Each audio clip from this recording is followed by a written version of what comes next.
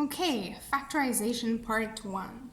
Now, previously, I think I've done common factors and difference of two squares, but we're going to go through everything again. So part 1 will be common factor, part 2 will be difference of two squares, and so forth. So the 5 that you have to know by the end is common factor, difference of two squares, trinomials, grouping, and difference of cubes. Now from the beginning, I want you to memorize all 5 of these in this order because you're always going to follow this order. Okay, very important. Okay, then getting to part 1.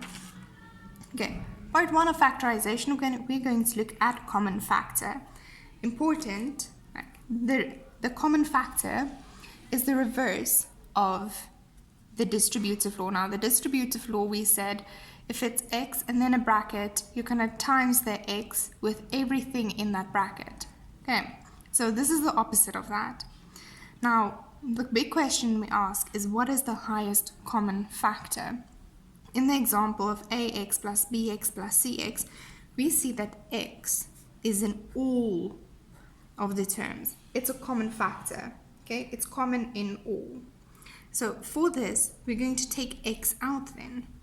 X times a plus b plus c. Do you see this is where we usually start with the distributive law and then we times it in again. Okay, so that is the opposite. Okay, so the common factor is we look for the highest common factor. Now if we go look at 5, okay, so this is example 1, example 2, 5x plus 10y plus 20z. Now we ask, what's the highest common factor? Can it be an x? No, because it's not at every term. Can it be y? No, because it's not common for all terms. The same with z. It can't be because there's not a z at everyone. Okay, again we begin at the beginning. 5. Can 5 go into 10? Yes. Can 5 go into 20? Definitely. Okay, now that's the first highest one. Now let's see, can 10 go into 5? No. But 10 go into 20, but still it falls out with 5. So we're going to take 5 as our highest common factor. So now taking it out. So I'm going to say 5 bracket. If I take the 5 out here, what's going to be left? Just x. Plus, now what's going to happen is I'm going to divide. So 10 divided by 5 is going to give me 2.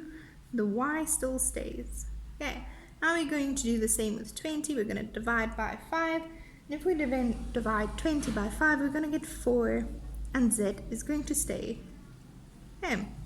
Again, it's the opposite of the distributive law. So when we times these in, it's going to give me 5x plus 10y plus 20z. Okay, and that's going to be my answer. I can't go any further than that. Now for a bit more difficult one, I'm going to say 3b bracket x to the power of 2 plus 1 and negative 10 bracket x to the power of 2 plus 1. Now again, I'm going to ask what's the highest common factor. Is it 3b?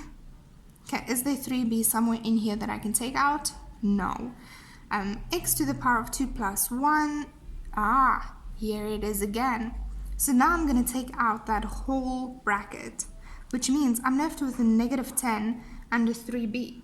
So then I'm going to put in their own separate bracket. So firstly, I'm taking out x to the power of 2 plus 1 because it's both sides. And now I'm left with these two. So I'm putting them in the separate bracket, saying 3b negative 10. And that is going to be my answer. Okay. So each time you look for the highest common factor there is. And yeah, that is the principle of it.